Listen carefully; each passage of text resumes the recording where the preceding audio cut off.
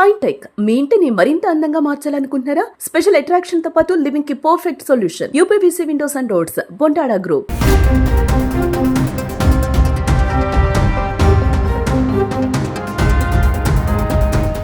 ఇప్పుడు మనం డిజిటల్ యుగంలో ఉన్నాం. చేతిలో ఫోన్ లేనిదే క్షణం గడవదు. ఉదయం లేచినప్పటి నుండి రాత్రి పడుకునే వరకు ప్రతి పనికి డేటా కావాల్సిందే. అయితే ఇదే ఆసరగా చేసుకుని టెలికాం కంపెనీలు మరోసారి వడ్డింపులకు సిద్ధమవుతున్నాయి. గతేడాది పెంచిన ధరలు చాలా అన్నట్లు ఈ డిసెంబర్ చివరి నాటికి దేశంలోని ప్రముఖ టెలికాం సంస్థలు రీఛార్జ్ టారిఫ్లను 10 నుంచి 12% వరకు పెంచే యోచనలో ఉన్నట్లు ప్రస్తుతం అయితే వార్తలు వస్తూ ఉన్నాయి. అసలు ఈ ధరలు ఎందుకు పెరుగుతూ ఉన్నాయి? మీపై ఎంత భారం పడబోతుంది? ఈ భారం నుంచి తప్పించుకునే దారి ఉందా? అయితే ఈ వీడియో చూడండి.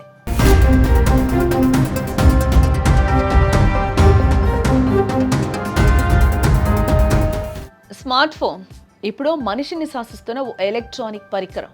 మనిషితో మనిషి మాట్లాడకుండానైనా ఉంటున్నాడు కానీ ఫోన్ పట్టుకోకుండా క్షణం కూడా ఉండలేని పరిస్థితి. మనిషి చేతిలో ఆరో వేలిలా ఎప్పుడూ అంటుకునే ఉంటుంది ఈ ఫోన్.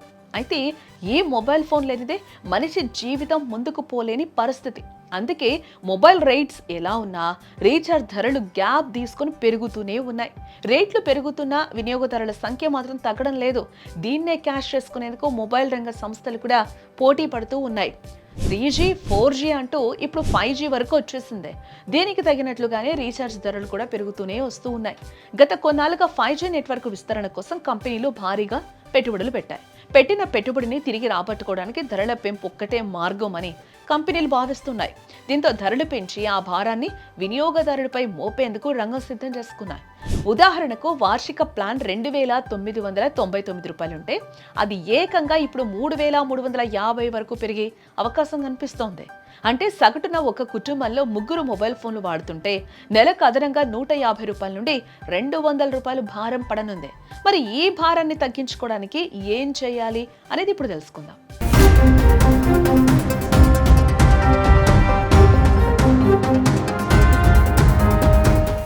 అడ్వాన్స్ రీఛార్జ్ అంటే ధరలు పెరగక ముందే డిసెంబర్ చివరిలోపు లాంగ్ టర్మ్ ప్లాన్స్ లేదా వార్షిక ప్లాన్స్తో రీఛార్జ్ చేసుకోండి.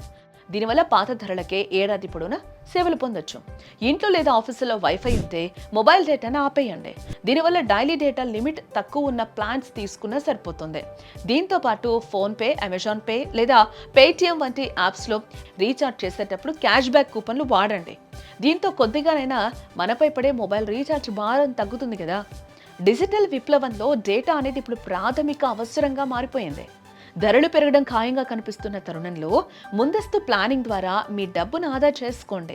ఈ సమాచారం మీ ఫ్రెండ్స్ అండ్ ఫ్యామిలీకి కూడా ఉపయోగపడుతుంది కాబట్టి వెంటనే వారితో షేర్ చేయండి. మీరు ఏ నెట్వర్క్ వాడుతున్నారు? ధరల పెంపుపై మీ అభిప్రాయం ఏంటో కింద కామెంట్ చేయండి.